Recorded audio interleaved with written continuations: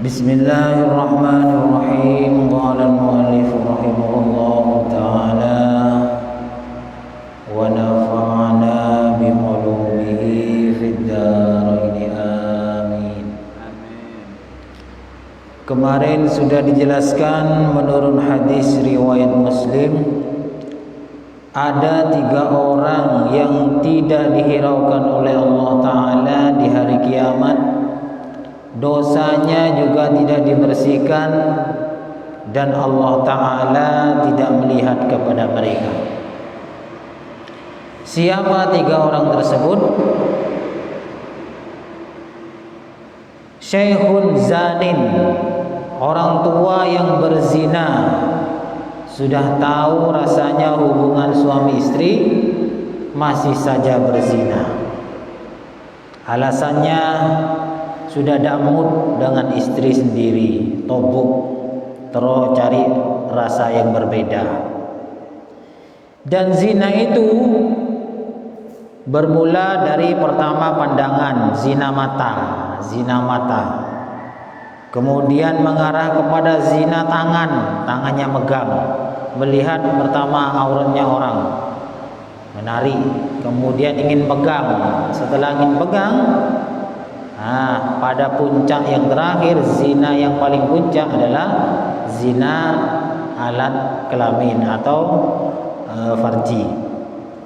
Jadi orang tua yang berzina besok di hari kiamat tidak dihiraukan oleh Allah, wala yuzakihim, tidak dibersihkan dosanya, bahkan mendapatkan azab yang sangat pedih. Yang kedua, wa malikun kadzab, raja yang bohong. Kalau dulu memang raja ya, sekarang raja ini tidak ada. Yang ada diganti menjadi apa?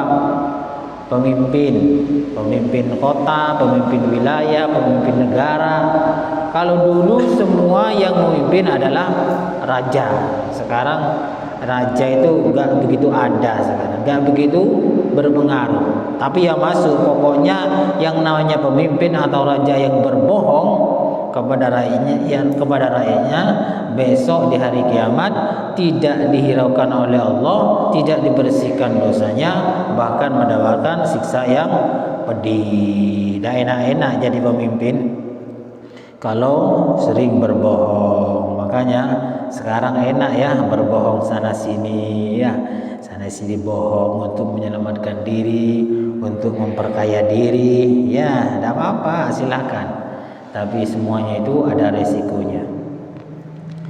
Yang ketiga adalah wa'ilun mustakbir, orang miskin yang sombong. Apa ada orang miskin sombong? Ada, banyak. Contohnya bagaimana? Contohnya begini, sebenarnya dirinya itu miskin, tidak punya uang, bukan orang kaya, tapi gayanya itu loh, gaya sok kaya. Ada. Contoh, baju kredit, sepeda motor kredit, rumah kredit. Tujuannya bukan untuk kebutuhan, tapi untuk biar tampak kaya. Sepeda motor harus bagus, rumah harus bagus, celana harus bagus, sepatu harus bagus. Padahal semuanya itu dapat hutangan atau kredit. Nah, ini termasuk fakir atau miskin, bukan menurut kemampuannya, tapi ingin sok tampil kaya, sok kaya. Atau tidak begitu, sering-sering pinjam sepeda atau kendaraan. Sebenarnya dia tidak punya. Tujuannya pinjam itu apa? Biar kelihatan keren, kelihatan kaya. Ini namanya orang fakir, orang miskin, sombong. Jadi dirinya itu sebenarnya tidak mampu, cuman ingin tampil kaya. Apalagi ada juga dikit-dikit tidak sombong teretan. Dikit-dikit tak sombong teretan ya. Saya walaupun miskin, saya kalau cuman hanya rokok itu tidak mau. Kalau cuman super kalau rokok cap tali jagat namanya tidak mau. Paling minimal saya itu rokoknya Jisamsu. orangnya miskin ngomong begini. Ini namanya orang yang miskin sombong, besok di hari kiamat tidak dihiraukan oleh Allah, tidak dibersihkan dosanya, bahkan diberi azab yang sangat pedih. Hadis yang nomor 46, wa anhu, dari Abu Hurairah juga radhiyallahu anhu qala qala Rasulullah sallallahu alaihi wasallam. Hadis yang nomor 47 dari Abu Hurairah, akhadha Rasulullah sallallahu alaihi wasallam biyadi faqala. Jadi Abu Hurairah ini suatu ketika dipegang tangannya oleh Nabi Muhammad, dan Nabi Muhammad berkata begini, khalaqallahu turbata yaumas sabti. Abu Hurairah, Allah Ta'ala itu menciptakan bumi pada hari Sabtu. Wa khalaqa fihal jibal yaumal ahad. Kemudian di bumi itu Allah Ta'ala menciptakan gunung-gunung pada hari Ahad. Jadi pada hari Sabtu menciptakan bumi, pada hari Ahad Allah menciptakan gunung. Wa khalaqa syajara yaumal itsnain. Kemudian Allah menciptakan pepohonan pada hari Senin.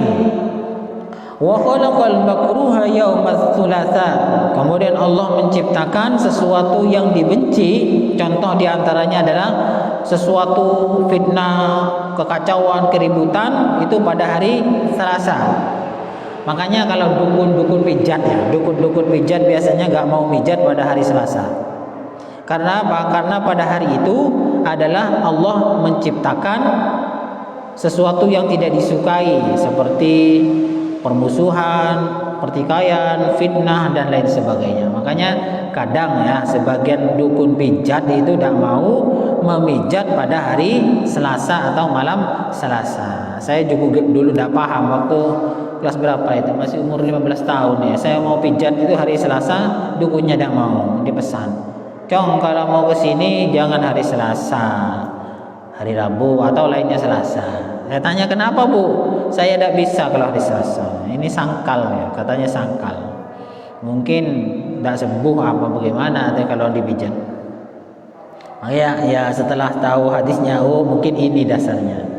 Dan di pondok-pondok, selain di pondok-pondok itu kadang di hari Selasa itu kegiatannya libur, kegiatan di libur. Diganti apa? Diganti sholawatan, diganti zikir untuk menolak bala. Kadang begitu ya, sebagian pondok pesantren itu hari Selasa ngajinya libur, diganti sholawatan, zikir setelah maghrib. Di Sidogiri begitu. Jadi setelah maghrib itu di masjid disuruh baca sholawat dan zikir istighfar setelah maghrib setiap malam Selasa. Ya mungkin karena ini untuk menghindar dari perkara yang dibenci, yang berbau fitnah dan lain sebagainya. Wa khalaqan nura yaumal arbi'a. Allah Ta'ala menciptakan cahaya pada hari Rabu. Wa batha fiha ad-dawab yaumal khamis. Dan Allah menyebarkan binatang-binatang di atas bumi pada hari Kamis. Jadi bumi itu berisi pada hari apa? Mulai hari Ahad itu bumi sudah berisi apa? Isi gunung. Hari Senin isi pohon. Hari Selasa isi perkara yang dibenci. Hari Rabu berisi dengan cahaya. Hari Kamis bumi itu berisi dengan banyak binatang-binatang. Wa khalaqa Adama sallallahu alaihi wasallam ba'dal asri min yaumil jum'ah fi akhiril khalqi fi akhir sa'atin minan nahari fi ma bainal asri ila al-lail, rawahu Muslim. Nah, sedangkan Allah Ta'ala menciptakan Nabi Adam itu pada hari Jumat. Hari Jumat di akhir menjelang maghrib. Jadi Nabi Adam itu diciptakan oleh Allah, adalah ciptaan Allah yang terakhir untuk mengisi bumi itu adalah pada hari Jumat sore menjelang maghrib. Ini kalau ditanya kita Nabi Adam kapan? Ya menjelang maghrib pada hari Jumat. Dan hari akhir di hari Jumat itulah di situ juga doa yang dikabulkan, mudah dikabulkan oleh Allah Ta'ala. Kalau ulama-ulama dahulu, bahkan ulama-ulama Mekah itu sering mengajak santri-santrinya itu pada sore hari Jumat itu berdoa sebanyak-banyaknya.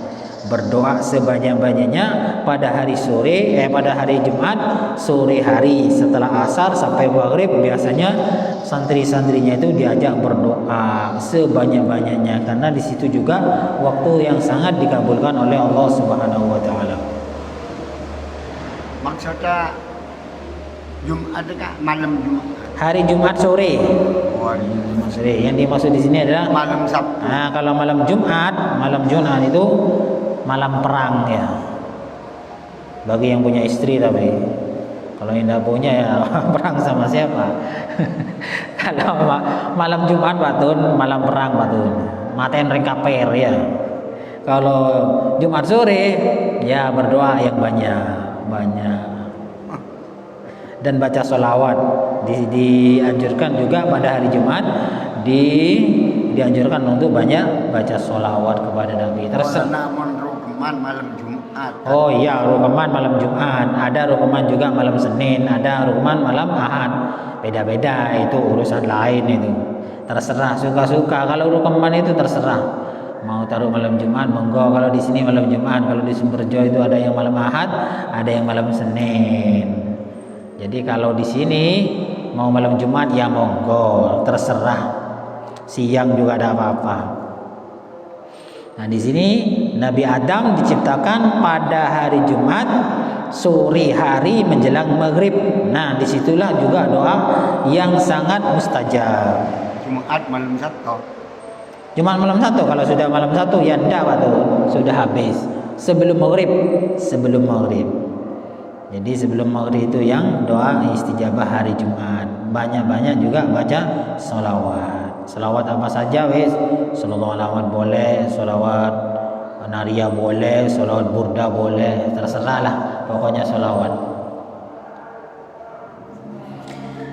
Kemudian yang 48, wa an Abi Salman Khalid bin Walid radhiyallahu anhu.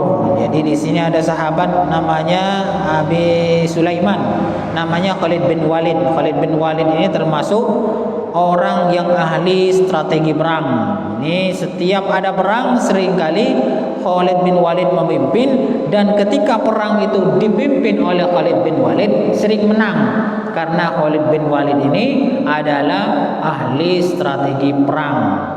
Nah, Khalid bin Walid ini dulunya kafir, sangat memusuhi Rasulullah, anaknya orang kaya. Cuman setelah masuk Islam, Khalid bin Walid ini sering menjadi pimpinan perang dan selalu sering menang. Apa katanya Khalid bin Walid? In qata'at fi yadi yawma mu'tah tis'atu asyafin. Jadi katanya Khalid bin Walid, saya itu pernah mematahkan 9 pedang pada saat perang Mu'tah. Perang Mu'tah ini perang sangat luar biasa, pasukannya sama-sama besar dengan orang kafir. Jadi saking hebatnya Khalid bin Walid itu bisa mematahkan 9 pedang. Jadi petogel ya. Perang ketika perang tangkes semuanya norok ya nih. Kadang-kadang begitu ya. Ketika dibacok pakai pedang, ditangkis semuanya. Yang nangkis itu pedangnya patah. Nah, ini Khalid bin Walid. Pedangnya itu luar biasa, bisa mematahkan pedangnya musuh. Sampai berapa? 9 kali. Berarti 9 orang ini pedangnya KO semua. Melawan pedangnya Khalid bin Walid. Fama baqiya fi yadi illa safihatun yamaniyah rawahul Bukhari. Namun walaupun saya hebat seperti ini, kata Khalid bin Walid itu ingin mati ketika perang. Jadi Khalid bin Walid itu ingin mati saat perang. Jadi walaupun di sini banyak tusukan ya, mungkin kebal ya Khalid bin Walid itu. Pedangan itu enggak terlalu parah ya. Jadi dibacok itu cuma luka sedikit. Namun Khalid bin Walid meninggal di atas ranjang. Padahal ini sudah sahabat ya, ingin mati wafat saat perang. Tapi Rasulullah berkehendak lain, Khalid bin Walid itu meninggal di atas ranjang saat ada di rumahnya. Dan yang menjadi selimutnya itu selimut biasa, selimut sederhana. Setelah dibuka selimutnya itu ternyata banyak puluhan bacokan ya di tubuhnya Khalid bin Walid ini, banyak ya. Ditusuk, dipanah, ditombak, banyak sekali di sini. Jadi tidak mati ketika perang. Mungkin ini termasuk ilmu kebalnya Khalid bin Walid. Ya kalau kita perang kayaknya norok kayaknya ya. Pedang norok api. Kecuali yang kebal. Tapi kalau kebal biasanya ada pamer. Orang kebal itu biasanya tidak pamer. Yang pamer itu yang enggak kebal, enggak kebal. Kalau yang kebal sekali itu biasanya tidak pamer. Berikutnya yang hadis 49 wa an Amr bin al-As radhiyallahu anhu annahu sami'a Rasulullah sallallahu alaihi wasallam yaqul idza hakama al-hakimu fajtahada thumma asaba falahu ajrani. Kata Nabi, apabila hakim itu ijtihad, artinya ijtihad ini dalam syarahnya itu mampu, memang ahli, memenuhi syarat untuk ijtihad, mengambil sebuah hukum dari Al-Quran dan hadis, kemudian ijtihadnya itu benar. Oh ini hukumnya haram namanya. Oh ini hukumnya makruh, benar, maka pahalanya 2. Jadi ulama seperti Imam Syafi'i, Imam Hanafi, Imam Malik, Imam Hambali itu kan ijtihad ya, mujtahid mutlak. Jadi ijtihad bisa mengarahkan, oh ini hukumnya haram, dasarnya Al-Quran ini. Oh ini hukumnya halal, ini dasarnya hadis ini. Nah begini ini yang benar. Imam-imam seperti Imam Syafi'i dan lain sebagainya itu kalau benar mendapatkan 2 pahala. Pahala apa? Pahala kebenarannya, kemudian yang satunya pahala ijtihadnya. Ijtihad itu harus mempunyai banyak ilmu yang Al-Quran harus hafal. Ya ini makanya kalau zaman sekarang itu banyak orang yang menentukan hukum sendiri, ijtihad katanya. Padahal Al-Quran saja dah hafal. Jangankan hafal, faham saja dah. Nah ini kacau ini. Ijtihad yang benar itu adalah hafal Al-Quran, bukan hanya hafal Al-Qurannya, tapi artinya juga hafal, sebab-sebabnya turun Al-Quran ayat itu hafal, hadis juga hafal, semuanya hafal. Hafal semua baru ijtihad. Kalau benar maka hukum apakah dia dapat pahala 2, pahalanya ijtihad dan pahalanya jika ia benar. Wa in hakama wajtahada fa akhta'a falahu ajrun muttafaqun alaih. Namun apabila hakim tadi atau mujtahid, imam seperti Imam Syafi'i itu ijtihad keliru, tidak sesuai dengan kehendak Allah, maka dapat 1 pahala. Pahalanya apa? Pahalanya ijtihad. Tidak dapat pahalanya kebenaran. Apa dosa? Ya enggak, karena ini ijtihad. Makanya di dalam ahli sunnah wal jamaah itu dasarnya hukum itu Al-Quran, hadis, ijma ini sepakatnya para ulama, dan qiyas ini ulama yang menyamakan. Ada juga yang cuman hanya Quran hadis. Akhirnya kaku biasanya, karena begini ya, Al-Quran kan turun di Mekah, hadis juga diturunkan di Mekah. Kadang-kadang sesuatu udah ada yang di Mekah, terus mau dihukumi apa? Ayo, ketika tidak ada di Mekah, yang tidak ada di Quran juga, tidak ada di hadis juga, terus mau dihukumi apa? Contohnya apa? Contohnya apa yang tidak ada di Mekah? Banyak. Di Mekah itu tidak ada selamatan ya. Selamatan pelet beteng tidak ada ya. Ya, di Mekah itu tidak ada selamatan pelet beteng, tidak ada selamatan 40 hari, tidak ada selamatan rumah, tidak ada. Di Al-Quran juga tidak ada, di hadis tidak ada. Kemudian bagaimana hukumnya itu? Oh, bid'ah, haram, langsung begitu. Nah ini kalau ngajinya cuma Quran dan hadis ya begini ini, dikit-dikit bid'ah, dikit-dikit haram. Apakah Al-Quran hadis tidak lengkap? Bukan tidak lengkap, cuman kita itu fahamnya yang sempit, bukan tidak lengkap, faham kita yang sempit. Al-Quran dan hadis itu sudah luas, cuman ketika dibawa ke negara lain terkadang tidak ada yang persis. Akhirnya ada namanya qiyas. Ulama menyamakan. Oh ini tidak apa-apa. Belet beteng itu kan tidak apa-apa. Kenapa? Kan sedekah isinya. Isinya kan sedekah agar supaya anaknya itu menjadi anak yang soleh solihah, kemudian lahirnya lancar. Kemudian tidak ada itu selamatan rumah. Loh, selamatan rumah kan sama saja sedekah agar supaya rumahnya itu barokah. Tidak ada di zaman Rasulullah. Ada kan di zaman Rasulullah selamatan rumah, selamatan beli sepeda motor umpamanya ada? Tidak ada. Apakah haram? Siapa yang ngomong haram? Yang ngomong haram berarti fahamnya sempit. Loh, kok ini sepeda motor diselamati? Kenapa? Iya biar selamat. Ya biar selamat. Sedekah itu kan daf'ul bala, menolak bala. Siapa tahu dengan sedekah terhindar dari kecelakaan sepeda motor tersebut. Gitu. Kalau pahamnya sempit, wes langsung haram, dosa, bid'ah. Kadang-kadang sampai kafir. Sama halnya dengan sholawat nariyah itu syirik. Sholawat burda itu juga syirik. Orang begini ini kurang ilmunya. Yang syirik-syirik begini ini yang sholawat benar-benar pakai begini dikatakan syirik. Ini sudah kurang faham yang luas, kurang luas fahamnya. Di zaman Rasulullah tidak ada sholawat nariyah. Memang di zaman Rasul tidak ada sholawat nariyah, tapi intinya sholawat itu ada apa? Cinta kepada Nabi Muhammad, cinta kepada Nabi Muhammad. Mulutan di zaman Rasul gak ada, sahabat juga gak ada. Ini ruwet orang begini, ruwet. Di zaman Rasulullah gak ada. Bagaimana ulama menyikapinya? Tidak apa-apa. Intinya di situ maulid adalah cinta kepada Rasul, cuman ekspresinya beda-beda.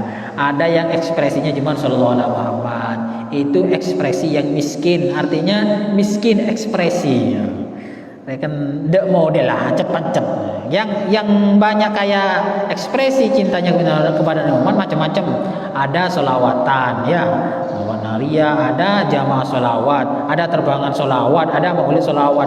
Jadi cinta kepada Nabi Muhammad itu variasinya banyak dengan solawat. Bagi yang mereka tidak punya variasi, cicat pancet sallallahu alaihi wasallam. Akhirnya orang jenuh. Setelah jenuh, ya bosan untuk baca sholawat. Zaman sekarang sholawat banyak, model ini, model itu, aliran ini, aliran itu, semuanya itu ekspresi cinta kepada Nabi Muhammad dan mengharap syafaatnya Nabi Muhammad SAW. Cukup sekian dulu, kurang lebihnya saya mohon maaf. Mudah-mudahan bermanfaat. Wallahu a'lam bishawab. Al-Fatihah.